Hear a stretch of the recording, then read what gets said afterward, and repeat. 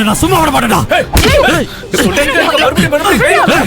உன்னோட கையையும் காலையும் உடைச்சு போட்டா நீ சரிப்பட்டு வருவ.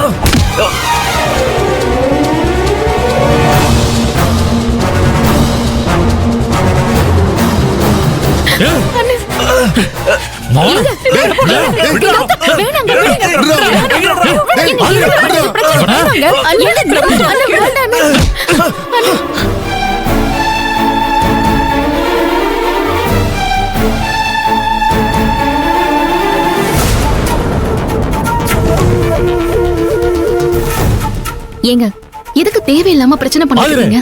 என்ன பேசுற நீ? தேவையில்லாம பிரச்சனை பண்ணுறது நானா இல்ல வேணா? நீயே சொல்லு. ஏங்க நடந்தது எதுக்காக பேசிக்கிட்டு விட்டுருங்க. இல்ல ஆதிரே, அப்படியெல்லாம் விட முடியாது. என் தங்கச்சியோட கல்யாணத்தை ரொம்ப சிறப்பா சந்தோஷமா நடத்தணும்னு ஆசைப்பட்டேன்.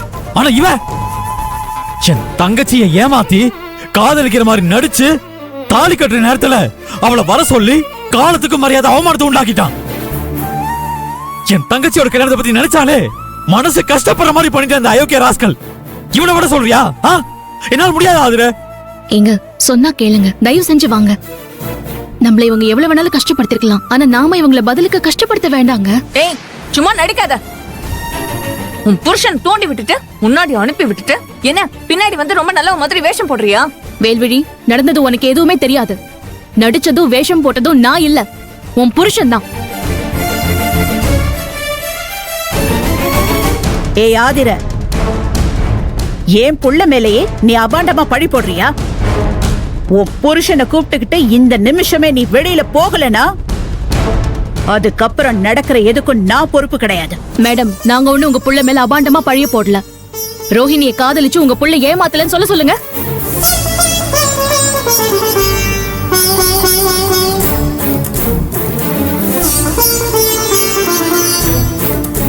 சொல்லு கௌதம், ரோஹிணியை காதலிக்கிற மாதிரி நடிச்சு ஏமாத்தல?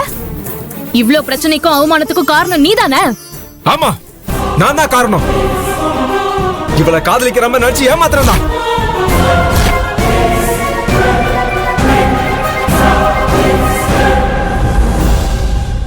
நான் அப்படி பண்ணதுக்கு காரணம் நீயும் உன் புருஷனும் தோ இவளும் தான். நாங்க என்ன பண்ணோம் கௌதம்? என்ன பண்ணீங்களா? நடந்ததெல்லாம் மறந்து போச்சுல்ல உங்களுக்கு? கொஞ்சம் கூட ஞாபகம் இல்ல? எப்படி இருக்கும்? உங்களை பொறுத்த வரைக்கும் அது ஏதோ ஒரு நாள் நடந்த சின்ன சம்பவம். ஆனா எனக்கு வாழ்நாள் பூரா மறக்கவே முடியாத பெரிய காயம். எப்ப அதை பத்தி நினைச்சாலும் அவமானத்துல கூனி குறுக வைக்கிற ஆறாத ரணம். ஒரு நாள் நீங்க 3 பேரும் ரோட்ல நடந்து வந்துட்டு இருந்தீங்க. அப்ப நான் பைக் ரேஸ்ல கலந்துகிட்டு வேகமா வந்து தோ இவளை இடிச்சு கீழே தள்ளிட்டேன். தெரியாம ஆக்சிடென்டா நடந்த சாதாரண விஷயத்த நீங்க ஊதி பெருசாக்கி என்ன அடிச்சு அவமானப்படுத்தி அப்ப அங்க பெட்ரோல்ல வந்த போலீஸ்காரங்க கிட்ட ஹேண்ட் ஓவர் பண்ணிட்டீங்க. போலீஸ்காரங்க என்ன ஒரு நைட் பூரா லாக்அப்ல ஜட்டியோட உட்கார வச்சு இப்ப ஞாபகம் வருதா?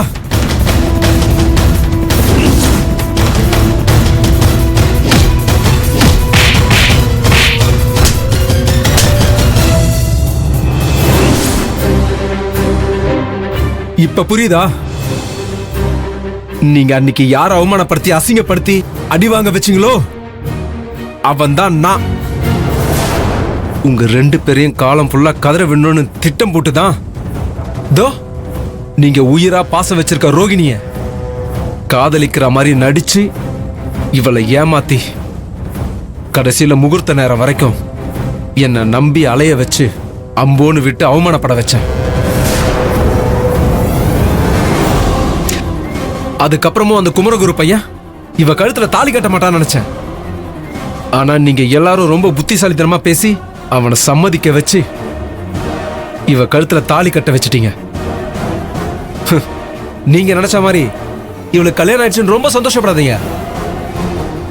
இவளை நான் ஒரு நிமிஷம் கூட நிம்மதியா வாழ விட மாட்டேன். இவளை அடிச்சா உங்களுக்கு வலிக்கும்ல, இவளை அடிப்பேன், உங்களுக்கு வலி கொடுப்பேன். இதுக்கப்புறம் தான் உங்க வாழ்க்கையில பல திடுக்கிடும் பயங்கரமான சம்பவம்லாம் நடக்க போகுது. அத நான் நடத்துவேன். அது இதுக்கெல்லாம் நீ உயிரோட இருந்தாதானே நடத்துவ. இப்பவே உன்னை கொண்டுட்டு நான் ஜெயிலுக்கு போறேன்டா. உன்ன டேய்,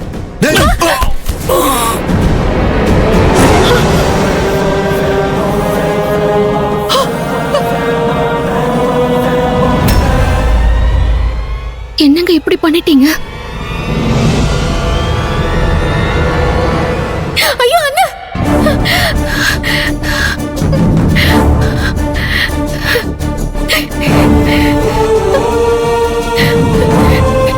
நடந்ததெல்லாம் கனவா?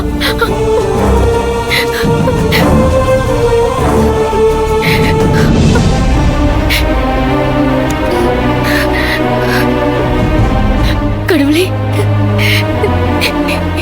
இப்ப நடந்ததெல்லாம் கனவா இல்லாம நிஜமா இருந்திருந்தா என்ன ஆயிருக்கும்? என் அண்ணனோட வாழ்க்கை ஒன்னும் இல்லாம சின்ன பின்னமா போயிருக்குமே.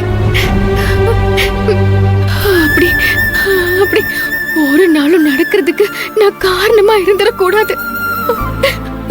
ஆதிர அண்ணி எப்பவும் என்கிட்ட என் வாழ்க்கைய நினைச்சு சந்தேகப்பட்டு எதுவும் கேட்டக்கூடாது. இல்ல,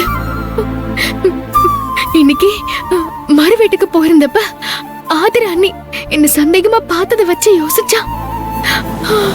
அவங்க கூடிய சீக்கிரத்துல என்கிட்ட என்ன பிரச்சனைன்னு கேட்டுருவாங்க போல இருக்கே.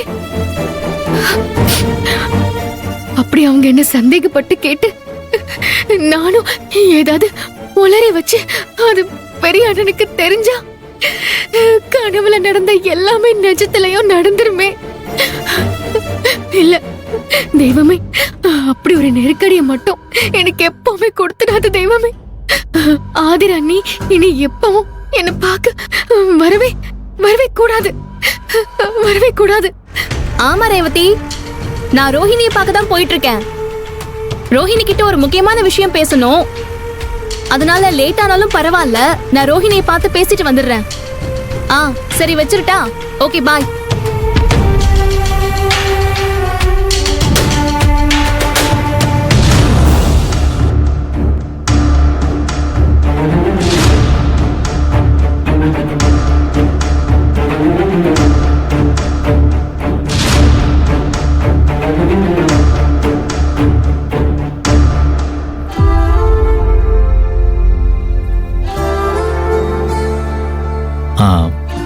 மாப்ள, என்னடா அது மச்சான் இந்த நேரத்துல வந்து தொந்தரவு பண்றானேன்னு தப்பா நினைக்காதீங்க. எனக்கு மனசு கேட்கல, அதான் இப்பவே கிளம்பி உங்களை பார்க்கலான்னு வந்தேன். என்ன மச்சான், ஏன் இப்படி ஃபார்மாலிட்டி எல்லாம் பேசிட்டு இருக்கீங்க? நீங்க இங்க எப்ப வேணாலும் வரலாம் மச்சான். அதுக்கான உரிமையும் இருக்கு, உறவும் இருக்கு. ரோஹிணி மேல இருந்த கோவத்துல தான் மறு வீட்டுக்கு நீங்களும் ரோஹிணி வந்தப்ப நான் உங்ககிட்ட சரியா முகம் கொடுத்து பேசாம இருந்துட்டேன். நான் அப்படியெல்லாம் நடந்துக்கிட்டது தப்பு தான்.